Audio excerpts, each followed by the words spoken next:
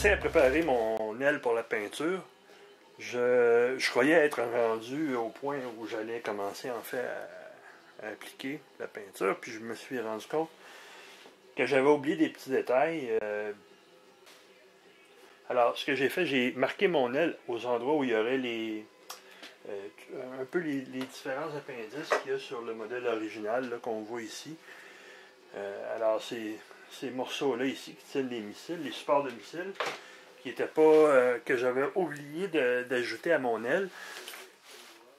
Maintenant, je les ai tracés et là, vous m'avez vu commencer à les finir. J'ai appliqué de la résine sur certains, j'ai même appliqué de la fibre sur d'autres parce qu'ils sont très minces. En fait, c'est les deux qui viennent s'installer ici. Ces deux-là sont très minces. Alors, j'ai préféré mettre une couche de résine et une couche de fibre en plus pour les rendre un peu plus rigides. Après ça, ben, je vais venir les coller ici. Là, je vais vous montrer ça un peu plus tard. J'ai aussi appliqué la résine sur le cache, là, sur en fait la trappe d'accès pour mes servos et mon système pneumatique.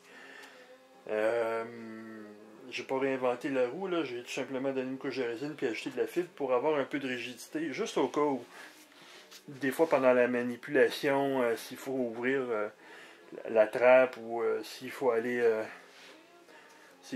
l'intérieur puis qu'on l'enlève, on veut que ce soit quand même assez solide pour résister à ces manipulations-là. J'ai attendu quand même assez longtemps avant de reprendre l'A10, alors il faut que je fasse un peu le point sur ce qui reste à faire. Et c'est ce que je m'apprête à commencer maintenant, donc de réviser les instructions pour voir où j'en étais rendu. Je pense que je suis pas mal rendu à la finition, mais je vais en être certain. Et puis, je vais faire une liste, puis un plan pour arriver jusqu'à la fin maintenant.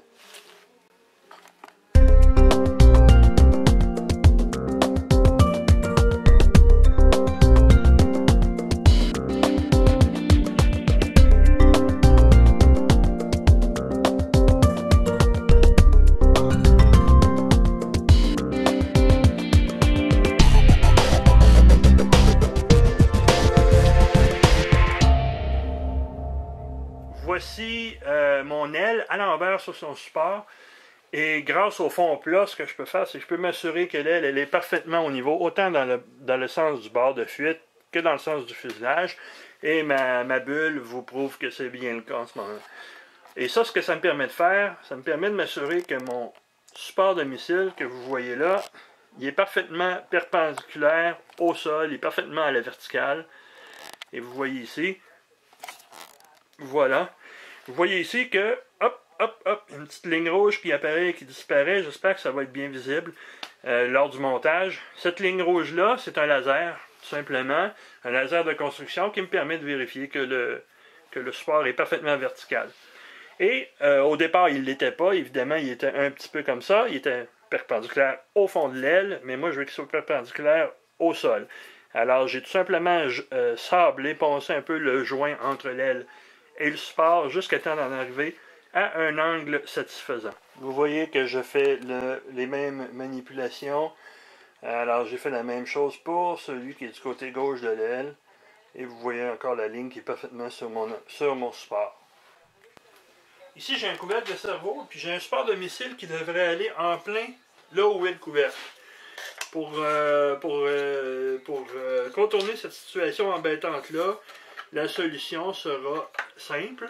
Elle va être de coller le support de missile un peu en retrait, comme ça, et directement sur le couvercle du cerveau. De cette façon-là, quand j'enlève le couvercle du cerveau, le support va être attaché après, donc il va être enlevé en même temps. Ça va me permettre de garder accès à mes cerveaux ici.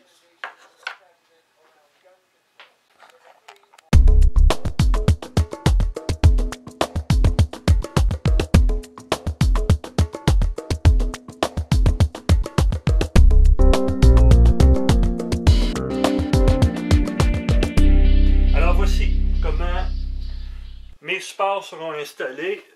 Je suis bien satisfait. Mes 4 supports du côté droit de l'aile sont installés. L'alignement est simple. L'alignement est fait par rapport au barre d'attaque de l'aile. Le bout de chacun de ces supports-là ne dépasse pas le bord d'attaque. Voilà. Et là, je ne les collerai pas seulement par le fond comme ça, parce que je les collerai pas par le fond parce que j'aurais peur que ce ne soit pas assez solide. Alors, ce que je vais faire, c'est que vous voyez, j'ai du triangle comme ça ici, là, que je vais utiliser